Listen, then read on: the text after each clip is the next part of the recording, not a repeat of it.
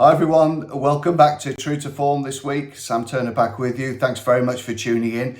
Well, in contrast to previous weeks when we perhaps looked back at the previous 7 days worth of results and then looked ahead to the weekend for some tips, I'm just going to purely concentrate on the 2025 Cheltenham Festival, which as we know begins next Tuesday, thankfully.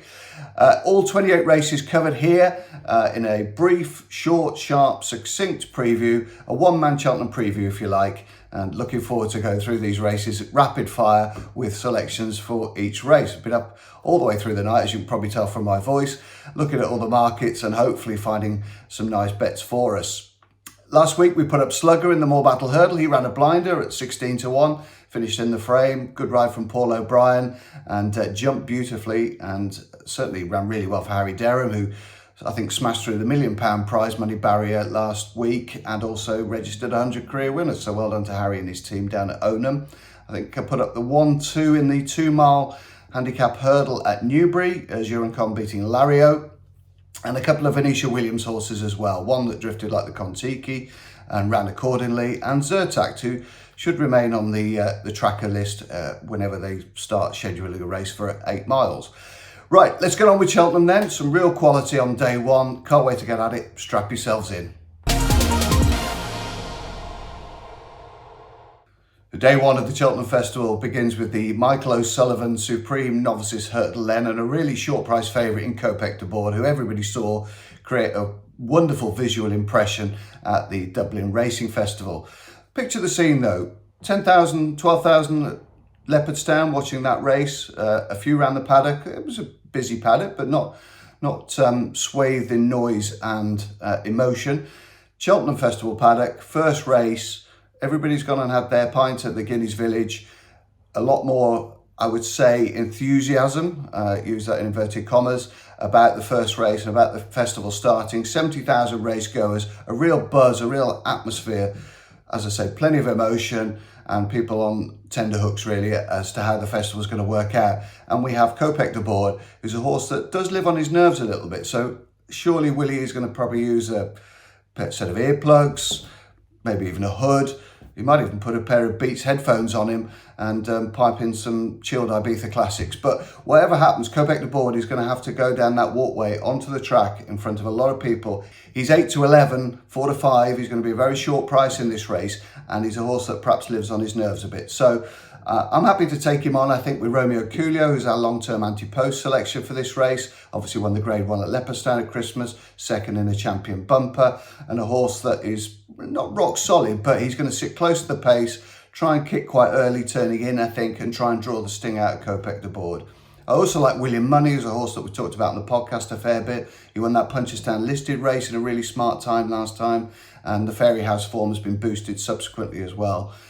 So I really like him. I think he's double figure prices, and of course he would be a very emotive winner of this race. So I'll be looking at those two probably as each way alternatives to Kopek de Board. Certainly if we get a decent sized field and bookmakers open up enhanced place terms. Onto the Arkle then, 40 minutes later. We've been robbed a little bit of the glamour here with Segino not running, but we've still got Masborough, who looks a real star in the making, shows tremendous speed at his fences, gets in and out of that jumping envelope, a phrase that you've heard a fair bit this national hunt season. He gets in and out of there very quickly, and he's a horse that's going to take a world of beating here at odds on. However, I think if Django Bai is anywhere near him coming down the hill, second in the Scilly Isles, has already won round Cheltenham as well in December in that strongly run race that threw up good data.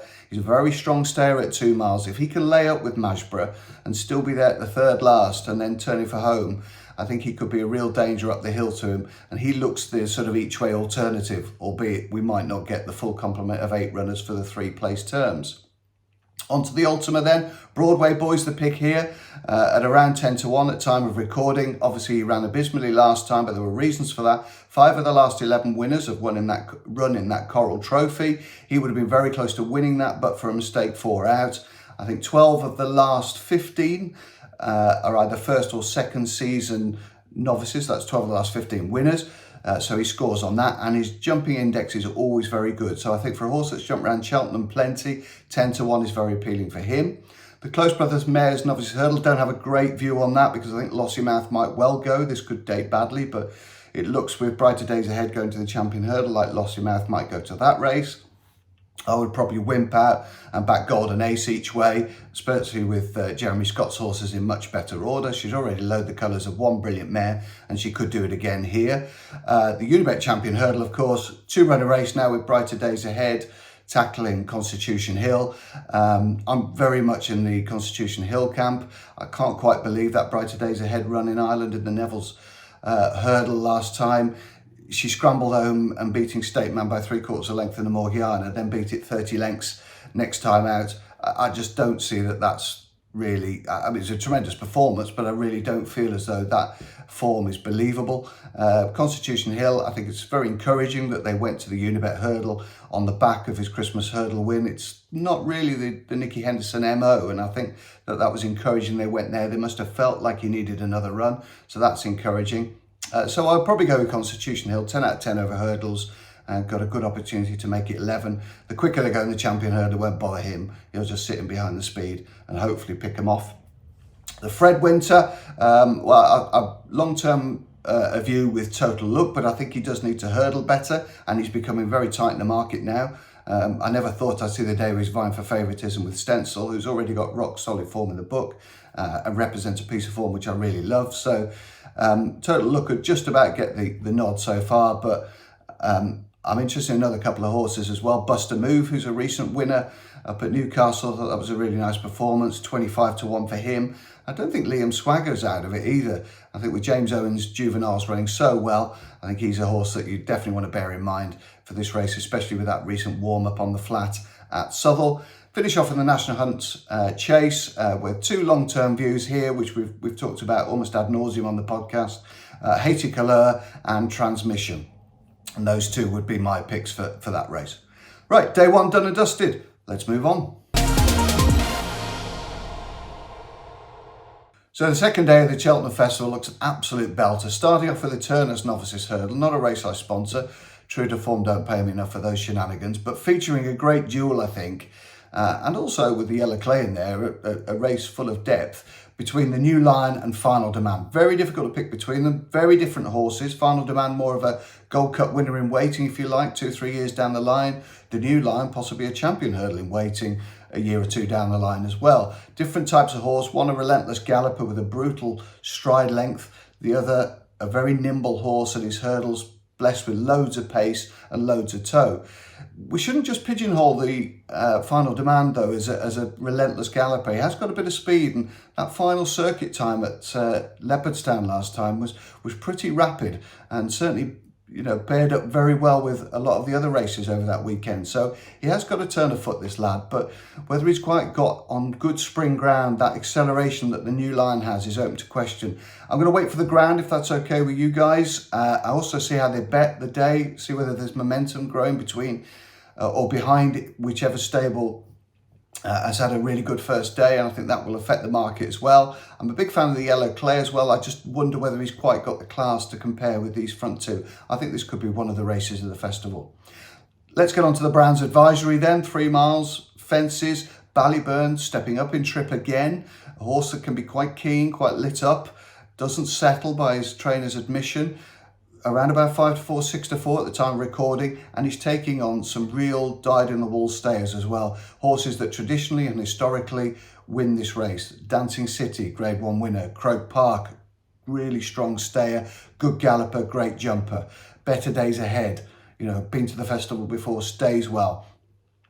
I personally like a couple of each way bets in this race if we can get the 3 places. Croke Park and Better Days Ahead, sort of 10 and 8-1. I think they give you a good run for your money in this race if you're not a big Ballyburn fan, and I can understand people who are, but his jumping has left me a little cold on occasion, and I don't like the fact that he raced over 2 miles and now they're trying to get him settled over 3. I think this could be a little bit of a war of attrition if we get some soft ground, and I think that'll play to the strengths of the likes of Croke Park, who jumps for fun, really enjoys his fencing, and Better Days Ahead as well, who I think's been a little bit underestimated going into this.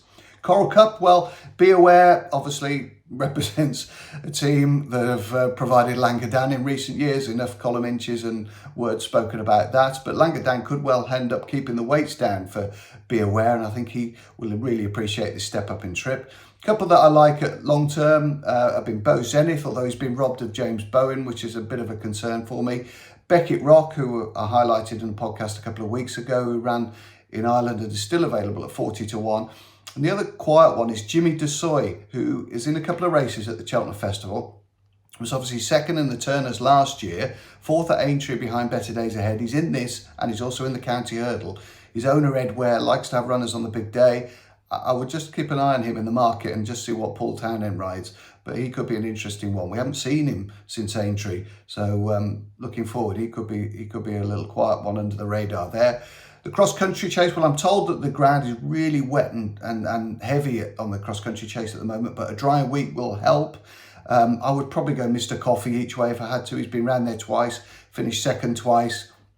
It's not a race that I'm really financially heavily involved in. Queen Mother Champion Chase, though, is a race that I absolutely adore this year because you've got John Bon, who wins for fun, even when he wins ugly, a bit like Liverpool, really. He just gets the job done. He's a professional winner, but his top 6 races or top 6 career performances have all been away from Cheltenham, and that could be a little bit of a concern really, because he's taking on a couple of horses here. Gaelic Warrior, brilliant winner of the Arkle. On soft ground, I think he could give John Bon a right good go, and on better ground, I think Marine Nationale might give him a good race as well. So I don't think it's a walkover for John Bon, and the fact, as I say, that these best 6 performances have all been achieved away from Prestbury Park gives a chink of light to those that are looking to take him on here.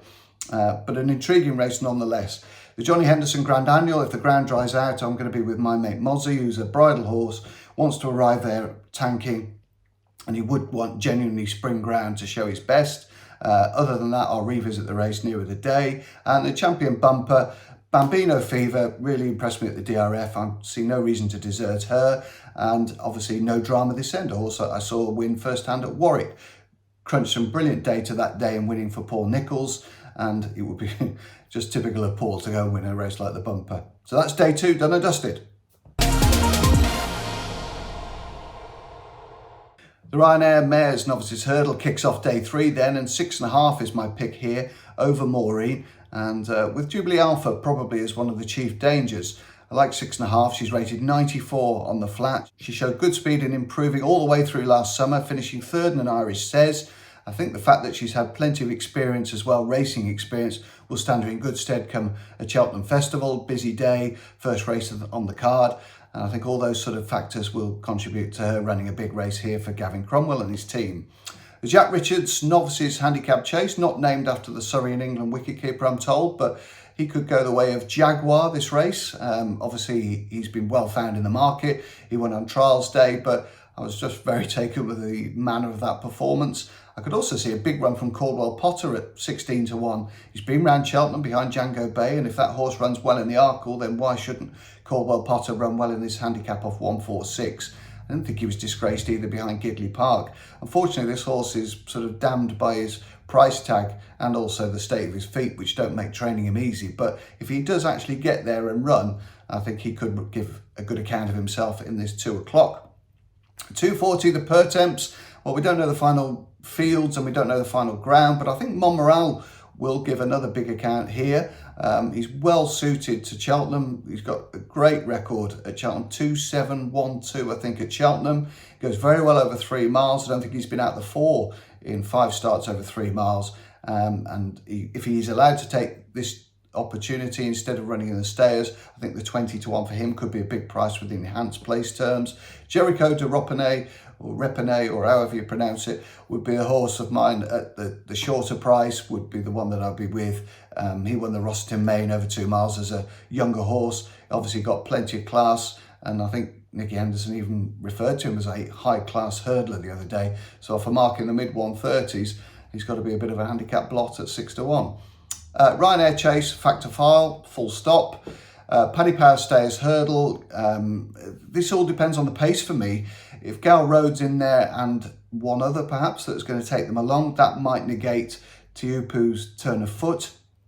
It might also negate Lucky Place's turn of foot as well, and play to Home by the Lee, who I think I've backed in this race for about the last 12 years.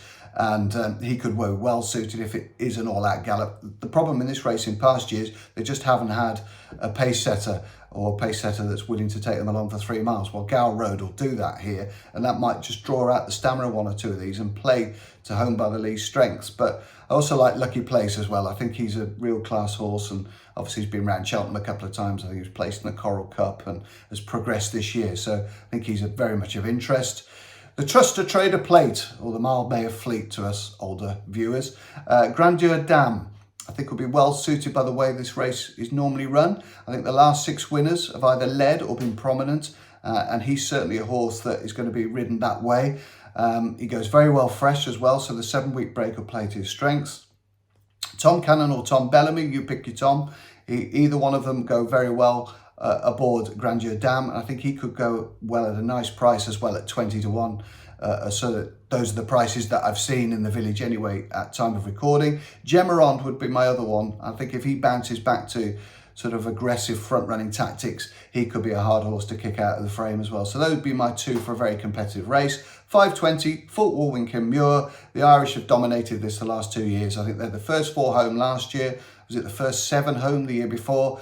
Midnight Ifred, behind Percival, Legawa at Ludlow, Leopardstown last time, and I think he's a really smart horse this. I think he's nicely handicapped at the moment. His jumping index at Leopardstown was 9.6, which is one of the highest that I can remember any horse recording. So 10 to 1 for him, that'll do for me in the finale. So what can beat Galopin Des Champs in the Gold Cup? Well, if I'm honest, probably only himself. Banbridge, I think, would have a puncher's chance, certainly if the ground was decent and they decide to go for this race, but Galopin Des Champs got everything. The perfect blend of speed, stamina, he jumps efficiently, he can be ridden anyway, tactically very versatile, very difficult to envisage defeat for him. I think he'll complete the double treble, 3 wins obviously of the Irish Gold Cup and 3 wins of the Cheltenham Gold Cup, and we could well see history being repeated on the final day of the Cheltenham Festival 2025.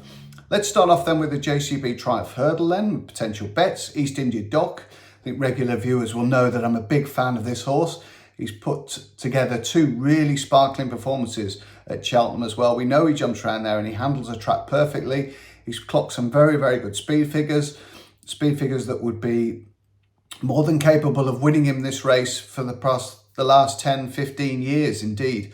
You know, he's of that level already, East India Dock. He jumps beautifully. I think he's got a touch more class perhaps than Lulamba, who will make a lovely chaser obviously, but I think the British juveniles are well in advance of the Irish counterparts. Hopefully East India Dock can get us off to a great start in that opening contest. The County Hurdle, well, this has been shared really between Dan Skelton and Willie Mullins in the last 10 years. I think they've won 9 of the last 10, and the one horse that managed to interrupt that sequence of events went on to win a Grade 1 at Aintree as well. So that just shows you what it takes to wrestle the prize from those 2. I think Valgrand's a very interesting contender here. Still a novice, and obviously did very well at the track before Christmas and sort of early part of the year. Finished second to Potter's Charm, who outstayed him that day over 2 miles 5 at Cheltenham. And then the Skeltons realised that they haven't got a Grade 1 horse on their hands, so they decided, well, let's get him handicapped then. So he's had 2 or 3 runs now on ground that is probably too soft for him. He's gone from 140 to 134. I think he's a very interesting contender now in the County Hurdle, back on spring ground. Others that caught my eye in that race are Jimmy DeSoy, who we've touched on earlier on in the podcast with the Coral Cup in mind, and also Car Jess, if she indeed does come here. Obviously second in a Grade 1, a Triumph to Marshborough, and also second at Aintree as well in their Grade 1 there. So, you know, a real classy filly who should be well suited by the rigours of this race. The Paddy Power Mares Chase, well, I think this can go the way of Dino Blue, who was ridden to get the trip last year. Don't think there's any such concerns this year, so she would get the nod for me here, albeit in a very modest betting race for me. The Albert Bartlett at 320, I like Jet Blue, or Jet Bleu if you prefer, who made his debut for David Cotin here at the track under James Reevely before Christmas. That was on the new course as well, so he handled that well. He didn't jump particularly well. His race IQ jump index was just 6.5, which is a little bit on the low side, but I think he's a double figure price and I like him in this. I think he's well suited to the rigours of this race. as is Jacob's Ladder, who I think is currently available at 25-1 for Gordon Elliott. He's won at Navan and he's won at Naas, 2.5 miles at both tracks, which really require copper bottom stamina, and he's going to get that here, obviously. So that'll be a massive attribute for him tackling this race. We've touched on the Beadle's Gold Cup, Galopin de Champs, full stop. The Hunter Chase, fairly famous, 2 from 2 at the track, 16-1 available at the moment. A good winner and beating Premier Magic here in the spring last year. So I think he could be a little bit overpriced. And we'll wind up with a Martin Pipe. I've long held the view that McClory would be perfect for this. Obviously, Kopek de Me could be about 4-7 by the time you digest this podcast, but fingers crossed he isn't. And McClory runs in this instead of the County Hurdle, gives us a good run for our money. And I've still got a little bit of a sneak that the Enabler might run a big race here as well. So those are my views for the final day of Cheltenham 2025. Let's quickly get on with a nap, next best, a lay, and a lucky 15. Let's wrap up business then with a nap, a next best, a lay, and an each way lucky 15. Starting off with a nap, well, that's East India Dock in the Triumph Hurdle on Friday. The next best will be Haiti Couleurs in the National Hunt Chase, the last race on day 1. The lay, well, it's a difficult one because there was a couple of candidates, but Ballyburn ended up getting the nod at around 5-4, 6-4 in the Brown Advisory, just because he can be keen. I just wonder whether that keenness might leave him vulnerable late on in the piece to some dyed-in-the-wool stayers.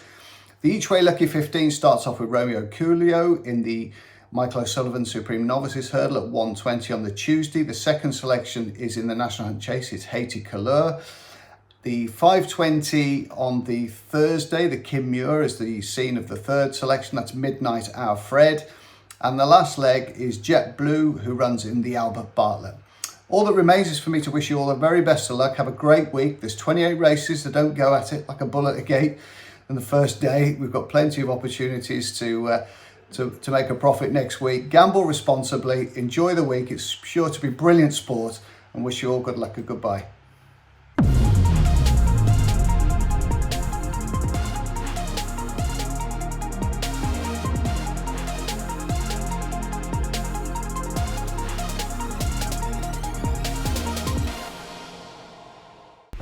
Watch live racing now on racingtv.com.